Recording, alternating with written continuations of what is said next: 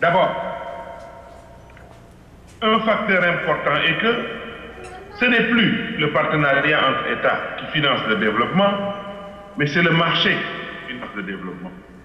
Donc, il y a nécessairement une compétition pour capter les flux d'investissement étrangers. Ça veut dire donc qu'il y a compétition. J'ai dit politique applique. L'Inde déjà doit se situer beaucoup plus clairement, de façon beaucoup plus intelligente et beaucoup plus dynamique dans sa propre région pour contrecarrer le déploiement de la Chine sur les marchés, notamment des pays qui l'entourent. Pour l'Afrique, vous avez vu une démarche, disons, elle cherche à marcher sur deux jambes. Une coopération avec les États, mais une coopération avec les communautés nationales que l'on appelle les CR. Si l'Inde insiste de plus en plus sur la coopération avec les CR, les comités régionaux, c'est qu'elle dit déjà sa difficulté, c'est-à-dire d'être un pays et de vouloir commercer avec 54 pays. Ce n'est pas possible. Et pourtant, dans notre travail, dans le contact que nous avons avec l'Inde, elle demande, elle soutient les efforts que nous faisons pour qu'au moins le CR, la communauté économique régionale, soit une sorte d'espace opératoire où on noue les projets, les programmes, on finance les développements, les projets de développement que financent les États. Je crois que ça, il faut le saisir. Vous m'entendez? Oui, très bien. On vous entend très bien. Allô? Oui, on vous entend très bien. Ok, je crois que...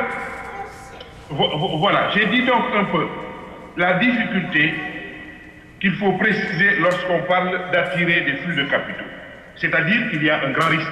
Le risque, c'est que vous n'êtes pas seul, vous compétissez avec d'autres pays et vous êtes face à des capitaux. Si vous n'êtes pas performant, et d'abord, je parle d'abord d'espace, je crois que c'est la compétitivité du territoire qui est le premier facteur. Ensuite, c'est la compétitivité au niveau des instruments financiers et particulièrement de la bourse des valeurs mobilières. Et donc, j'ai dit que pour nous, ce que j'ajoute à la propre réflexion fond 2, il faut travailler à une meilleure connaissance de nos entreprises. Par le leadership, je crois que c'est un point de faiblesse énorme. Et en même temps qu'on cherche à diversifier les sources de financement, étudier sérieusement le problème de la faible liquidité du marché secondaire. Parce que tout passe par là maintenant. Et s'il y a une faiblesse de la liquidité au niveau du marché secondaire, c'est lié fondamentalement à la mauvaise perception financière. L'Indien, les Indiens, ils n'ont pas l'information de la... En attendant votre réaction pour revenir sur votre question. Alors oui, vous m'entendez toujours? Allô?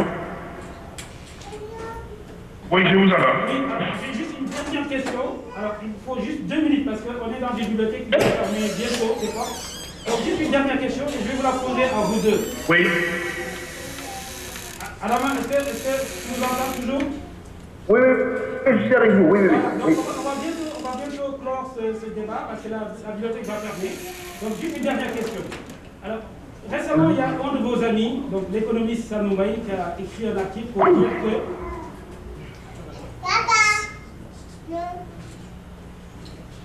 Oui. Oui, est-ce que Chéri nous entend? Ouais, je suis pas... Allez-y. Alors, attendez, parce que Chéri n'est pas en ligne. L'action néfaste jouée par les partenaires bilatéraux occidentaux avec leur annexe transnationale comme la Banque mondiale, le Fonds monétaire et autres. L'Afrique doit apprendre à pouvoir dire non, à pouvoir s'appuyer sur les leviers économiques, diplomatiques, démographiques et autres dont elle dispose aujourd'hui pour que sa voix puisse porter. Le malheur est que, hélas, la qualité du leadership africain au plan politique laisse à désirer. Les capacités africaines, les talents sont laissés en marche des cercles de décision laisser à pourrir, que ce soit au Canada, que ce soit aux États-Unis ou ailleurs, sans être utilisé par le continent africain. Je crois qu'il faut renverser le paradigme et faire en sorte que les Africains qui veulent jouer un rôle dans la marche de le continent se mobilisent ensemble et revendiquent leur part pour contraindre les dirigeants qui seront en place d'aujourd'hui ou de demain à privilégier les intérêts du continent africain plutôt que de tomber de façon béate entre les mains de quiconque arrive et leur offre un parapluie, que ce soit le parapluie occidental ou le parapluie des pays émergents. Nous, l'Afrique se fera par les Africains, elle ne se fera jamais par les autres. Les autres pourront être un appoint, elles ne seront jamais les réponses définitives aux problèmes du continent africain. Ce que Sanoumbaye a dit sur le franc CFA, on peut le dire également sur l'accès des Chinois aux ressources naturelles du continent.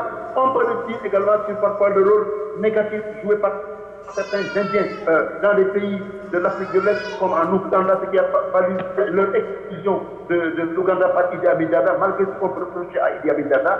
Il faut que l'Afrique, je pense, pour me résumer, s'exprime et voit quels sont ses intérêts et les intérêts à défendre. Et pour que cela se fasse, encore une fois, il faut que les Africains aient leur structure et décident de s'organiser pour porter la voix du continent. Je donne un exemple simple pour conclure. Par exemple, Barack Obama va arriver ici où il y a un mois, le président chinois a visité la Tanzanie, l'Afrique du Sud et l'Union africaine.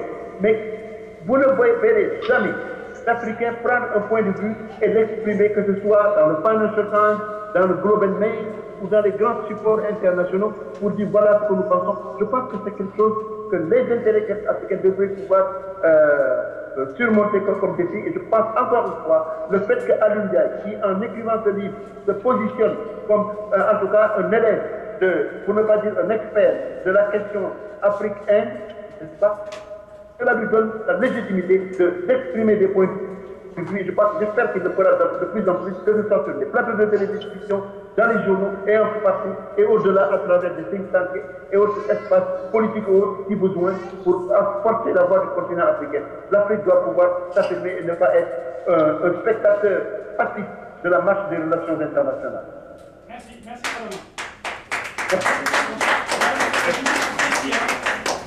Merci beaucoup, ça me fait plaisir de vous avoir parlé à vous tous.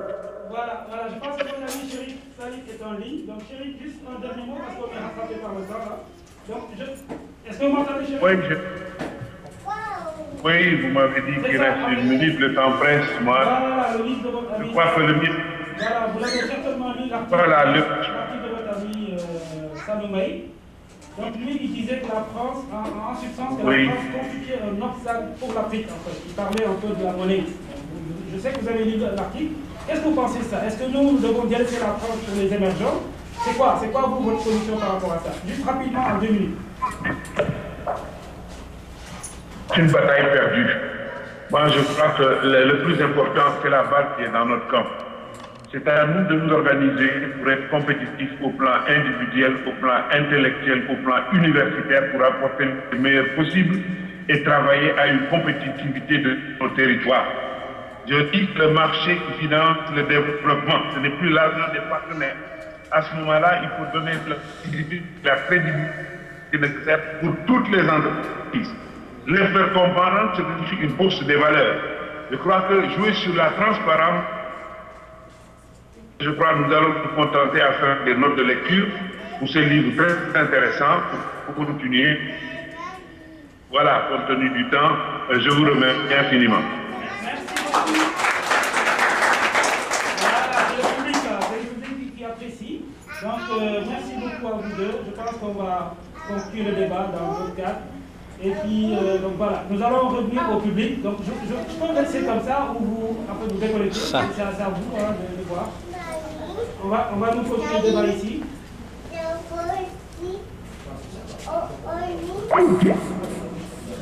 Donc c'est bon. Okay. Alors il nous reste combien de minutes là? C'est presque fini. La question c'est simplement, j'abonde dans le même sens que demoiselle Dame, parce que je ne suis pas tout à fait optimiste, comme ça a été évoqué la plupart du temps. C'est vrai qu'il y a de bonnes choses pour la relation entre l'Afrique, l'Inde, la Chine, l'Inde, etc. Mais je me demande est-ce qu'on risque pas de tomber dans les mêmes travers que pendant la guerre froide entre l'Occident ou l'Europe soviétique où les Africains étaient comme ballottés entre les deux camps, certains mondes étaient dans l'autre camp. Et donc finalement on ramassait simplement une broutille et que évidemment on ne tire pas des profits énormes par rapport à cette relation-là. À mon avis, est-ce que véritablement les Africains ne vont pas sortir perdants comme ça a été le cas avec le bloc? Et est-ce qu'on ne risque pas aussi de tomber dans une sorte de mysticisme en pensant que véritablement les relations sud-sud seraient meilleures que les relations entre l'Europe occidentale et l'Afrique? C'est un peu ça mon interprétation. Ouais. Merci beaucoup. Je vais essayer de répondre à ramasser un peu les questions. Allez. Il faut une élève. Oui.